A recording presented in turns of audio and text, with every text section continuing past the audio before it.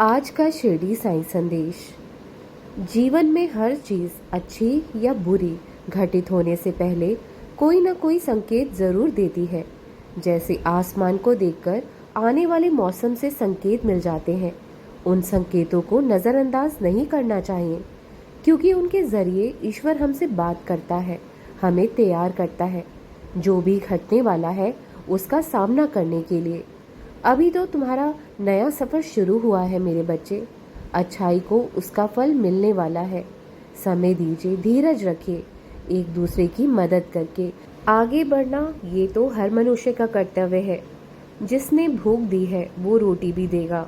ईश्वर कभी किसी से नाराज नहीं होते हैं। वो जो भी करता है हमें कोई बड़ी महत्वपूर्ण सीख देने के लिए ही करता है। वो चाहता है जो हम आज हैं कल उससे बेहतर बन सके। जिस तरह अशुद्धियाँ पानी में जमा हो जाती हैं, ठीक उसी तरह बुरी भावनाएं हमारे दिल में डेरा जमा लेती हैं। ना ये हमें चैन से जीने देती हैं और ना ये दूसरों को। पानी को साफ रखने के लिए बार बार उसके अंदर से गंदगी को निकालते रहना पड़ता है। ठीक उसी तरह मन को सुखी रखने के लिए सिर्फ एक ही तरीका है। किसी के बारे में बुरा मत सोचो, ना करो। किसी से बैर मत करो। जहाँ तक हो सके दूसरों की मदद करो। मेरे बच्चे, असली दवा तो मन का खुश होना है। जब तक आपका मन चिंतित होगा, दुनिया का कोई इलाज आपको ठीक नहीं कर पाएगा। आपके मन की खुशी आपको कुछ ही पल में ठीक कर देती है। ईश्वर हमें हमारी मेहनत का फल अवश्य देता है। किसी भी परिवार में स्पष्ट रूप से अपनी भावनाओं को व्यक्त करने की एक आदत होनी चाहिए। रिश्तों की सेहत के लिए ये बहुत ज़रूरी है, क्योंकि इससे दो लाभ होते हैं। एक तो मन हल्का हो जाता है और दूसरा हमें एक दूसरे के सुख दुख, डर, चिंताएं समझने में आसानी होती है। जहाँ भावनाओं को स्पष्ट रूप से व्यक्त ना किया जाए, वहाँ गलतफहमियों के लिए जगह बनने लगती है और इसके लिए मनुष्य खुद को दोष दे सकता है, क्योंकि उसने अपने रिश्तों पर विश्वास नहीं रखा और इसलिए वो खुल के अपने मन की बात कह ना सका, या वो परिवार के किसी सदस्य की मन की बात सुन ना सका। दोनों ही चीज़ें बहुत ज़रूरी है, कह पाना भी और सुन पाना भी। जहाँ विश्वास होता है वहाँ इंसान सुनता भी है और कहता भी है, और वही रिश्ता फलता भी है, फूलता भी है। मेरे बच्चे, परेशान और दुखी रहना छोड़ दो। अगर आपके पास एक घर है, चाहे किराए का ही क्यों ना हो, आपके ऊपर कोई कर्जा नहीं है, आपको अच्छा खाना खाने को मिल रहा है, तो आप उस मालिक का शुक्रिया कीजिए। अपने परमात्मा का शुक्राना करो। आपकी बहुत अच्छी जिंदगी है। किसी भी चीज़ के पीछे भागने की तुम्हें कोई ज़रूरत नहीं है कि मेरे पास एक गाड़ी हो, एक घर हो, बंगला हो। अगर कुछ नहीं है तो मालिक ने तुम्हें ये भी बख्शा है ना, तो चुपचाप से ले लो ये चीज़ें दिल से। आपको जो आगे चाहिए है ना, वो भी भगवान आपको ज़रूर देंगे। लेकिन शिकायतें करना बंद करो।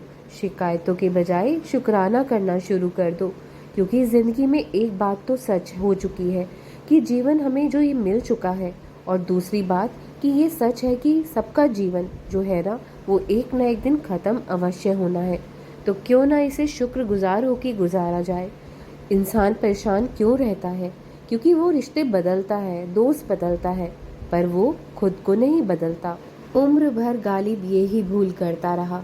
धूल चेहरे पर थी, वो आईना साफ करता रहा। संसार के लोगों की भी यही परेशानी है। लोग दूसरों को बदलना चाहते हैं, लेकिन खुद की तरफ ध्यान बिल्कुल नहीं देते। अगर वो खुद की तरफ ध्यान देते, खुद को बदल दे, तो ये दुनिया अपने आप ही खूबसूरत लगने लगेगी। सबसे पहले इंसान को खुद को बदलना चाहिए, अपनी गलतियों को सुधारना चाहिए, तभी हम दूसरों का दिल भी जीत सकते हैं।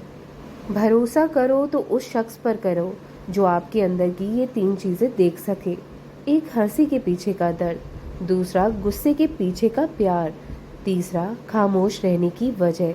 बस एहसास बदल जाते हैं, वरना नफरत और मोहब्बत एक ही दिल से होते हैं। जिंदगी आसान नहीं होती, बस खुद को मजबूत बनाना पड़ता है, क्योंकि वक्त सही नहीं होता है, उस वक्त को सही बनाना पड़ता है। अपनी मेहनत से, ईश्वर के विश्वास से आपको खुद ही आगे बढ़ना पड़ता है, क्योंकि लोग मशवरा तो देते हैं साथ, लेकिन कोई कोई ही देता है।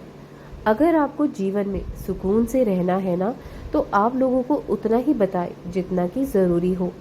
अपनी व्यक्तिगत ज़िंदगी किसी के साथ साझा बिल्कुल भी मत करिए, चाहे कोई कितना भी खास क्यों ना हो।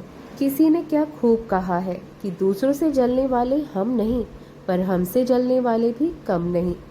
बंद कर दो लोगों के साथ अपने दुख दर्द बांटना।